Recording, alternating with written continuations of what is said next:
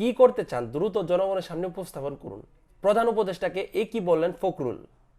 তো আপনারা অনেকেই জানেন যে মির্জা ফখরুল কিন্তু নির্বাচন নিয়ে খুব তড়িঘড়ি করছে। তিনি চাচ্ছেন যে দ্রুত নির্বাচনটা হোক এবং একটি সরকার গঠিত হোক।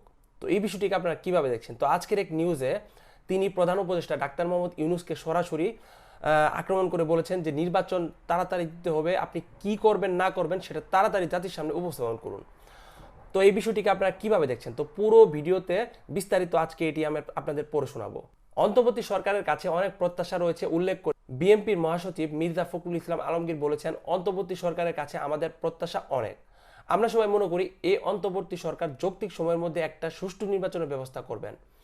কিন্তু তিনি সময় নিচ্ছেন। যৌক্তিক সময় আমরা দিতে রাজি, কিন্তু আমরা অনির্দিষ্টকালের জন্য কোনো সময় দিতে রাজি না, এমনটাই তিনি বলেছেন। ফখরুল বলেন, রাষ্ট্র সংস্কারের ব্যাপারে নির্বাচন খুবই গুরুত্বপূর্ণ। নির্বাচিত পার্লামেন্টের মাধ্যমে দেশের সংস্কার কোনো বিকল্প নেই। আমরা নির্বাচনের উপর অনেক জোর দিতে চাই। তিনি বলেন, কয়েকজন ব্যক্তি রাষ্ট্র সংস্কার করে দেবেন এটা আমি কখনোই বিশ্বাস করি না। জনগণের অংশগ্রহণের মাধ্যমে এই সংস্কার করতে হবে। তবে অন্তর্বর্তী সরকারের দায়িত্বে যারা রয়েছেন তারা সবাই যোগ্য ব্যক্তি। তিনি এই জায়গায় অন্তর্বর্তী সরকারের দায়িত্বে যারা রয়েছে তাদের প্রশংসা করেছেন, কিন্তু তিনি সরাসরি বলতে পারছেন না যে নির্বাচনটা তাড়াতাড়ি দিন, কারণ এটি বলা তার মুখে মানায় না। তো মির্জা ফখরুলের এই বক্তব্যটিকে আপনারা কিভাবে দেখছেন তা অবশ্যই অবশ্যই কমেন্ট করে জানাবেন।